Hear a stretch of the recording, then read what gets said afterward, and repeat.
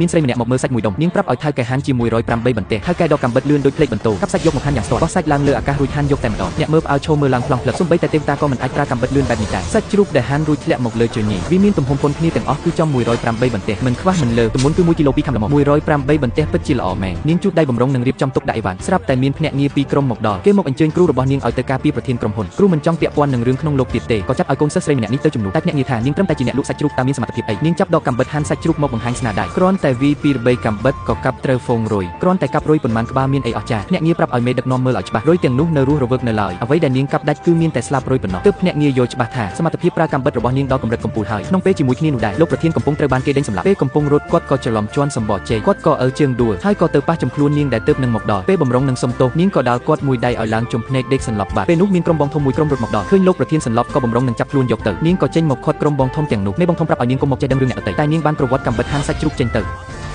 ឈុតគាត់មេបងធំដោតចូលទៅក្នុងដីយ៉ាងជ្រៅមេបងធំខឹងយ៉ាងខ្លាំងហើយកូនចៃរាប់សិបនាក់មកឡោមព័ទ្ធនាងបានគេចចុះគេចឡើងយ៉ាងរហ័សដើរមួយដៃដួលម្នាក់រួចក៏ស្ទុះទៅធាក់ពី3ជើងទៀតបន្ទាប់មកក៏ចាប់បោកផ្លែក្រោយមកក្រុមបងធំដួលដេកពេញដីក៏ប្រញាប់រត់ទៅដកកាំបិតរបស់នាងទោះបីជាគេប្រឹងប្រើកម្លាំងបាយយ៉ាងណាក៏ដោយក៏មិនអាចដកកាំបិតនោះរួចដែរឃើញនាងដើរសម្ដៅមកដល់គេក៏បោះបង់ចោលហើយរើសយកដំបងបន្លាមកវិញនាងដើរមកដកកាំបិតចេញយ៉ាងស្រួលពេលនោះមេបងធំវីដំបងមករកនាងក៏វីបកទៅវិញមួយកាំបិតដំបងបន្លានោះដាច់ជាពីរចំណែកភ្លាមបន្ទាប់មកនាងក៏ធាក់មេបងធំនោះមួយជើងថ្នាក់ក្រោយមេបងធំភ័យស្លន់ស្លោះហើយកូនចៃរត់គេចខ្លួនបាត់នាងក៏មិនបានដេញតាមដែរនាងទុកកាំបិតរួចក៏ដើរចេញទៅថ្ងៃបន្ទាប់នាងកាន់លិខិតណែនាំមកដល់ផ្ទះលោកប្រធានដើម្បីមកដាក់ពាក្យធ្វើជាមេអង្គរៈបានសួរពីបទពិសោធន៍ការងារពីមុនរបស់នាងអត់មានទេកន្លងមកខ្ញុំនៅតែស្រុកហាន់សាច់ជ្រូកលក់អីគេហាន់សាច់ជ្រូកនឹងហីមេអង្គរៈស្ដាប់ហើយនិយាយមិនចេញតែម្ដងអ្នកលក់សាច់ជ្រូកសោះចង់មកធ្វើជាអង្គរៈដែរតែនាងមានទំនុកចិត្តលើខ្លួនឯងណាស់មេអង្គរៈឃើញនាងមានលិខិតណែនាំក៏សម្រេចចិត្តផ្ដល់ឱកាសឲ្យនាងម្ដងទៀតគេសួរថាបើម្ចាស់ផ្ទះត្រូវគេលុបសម្លាប់តើនាងការពាររបៀបម៉េចនាងឆ្លើយថាស្រួលតើឲ្យតែដឹងថាមានសញ្ញាមិនស្រួលកុំចាត់ឃាតករចោលទៅជាការស្រេចសញ្ញាមិនស្រួលអីទៅ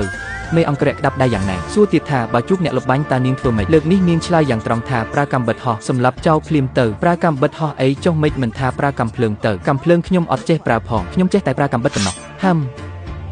មេអង្គរៈស្ដាប់ហើយចង់សន្លប់បាត់មិនយូរប៉ុន្មានក៏ដល់ពេលប្រកាសលទ្ធផលមេអង្គរៈប្រកាសថាអ្នកទាំងអស់គ្នាត្រូវបានជ្រើសរើសលើកលែងតែនាងម្នាក់ប៉ុណ្ណោះនាងសួររកហេតុផលមេអង្គរៈថានាងត្រឹមតែអ្នកលក់សាច់ជ្រូកមកប្រឡងធ្វើអីនៅទីនេះអ្នករាល់គ្នាផ្អើលសើចដាក់នាងគ្រប់គ្នាមេអង្គរៈចង្អុលទៅបុរសម្នាក់ថាគេជាអតីតទាហានពិសេសម្នាក់ឯងអាចវាយបានមួយក្រុមហើយចង្អុលទៅម្នាក់ទៀតថាគេជាអ្នកលបបាញ់លេខ3ទូទាំងប្រទេសចម្ងាយ2គីឡូម៉ែត្របាញ់មិនដែលខុសអ្នកផ្សេងទៀតសុទ្ធតែជាជើងឯកប្រដាល់ខ្លះទៀតជាអ្នកជំនាញកុំព្យូទ័រនៅក្នុងក្រុមសុទ្ធតែជាអ្នកខ្លាំងគ្រប់ជំនាញនាងត្រឹមតែអ្នកលក់សាច់ជ្រូកយកអីមកប្រៀបជាមួយគេស្ដាប់ហើយមិនសុខចិត្តទេនាងដើរទៅរកមេអង្គរៈរួចប្រាប់ថាចង់សាក់គ្នាតែពេលអ្នកទាំងពីររៀបនឹងវីគ្នាលោកប្រធាននិងអ្នកគ្រប់គ្រងក៏មកដល់គាត់ចំណាំនាងបានភ្លាមក៏ប្រាប់ឲ្យមេអង្គរៈយកលុយឲ្យនាងរួចដេញនាងចេញទៅតែអ្នកគ្រប់គ្រងបានចេញមកខាត់ហើយប្រាប់លោកប្រធានថាឪពុករបស់លោកបានតាមមកអ្នកដែលគេណែនាំមកគឺត្រូវតែទទួលយកហើយថែមទាំងឲ្យនាងធ្វើជាមេអង្គរៈទៀតផងបើមិនអញ្ចឹងទេគាត់នឹងមកយកលោកប្រធានទៅផ្ទះវិញហើយនឹងបញ្ឈប់ការស្រាវជ្រាវរបស់លោកប្រធានទាំងអស់តាមពិតទៅក្រុមហ៊ុនរបស់លោកប្រធានកំពុងស្រាវជ្រាវគម្រោងថ្មីដែលអាចជួយបង្កើត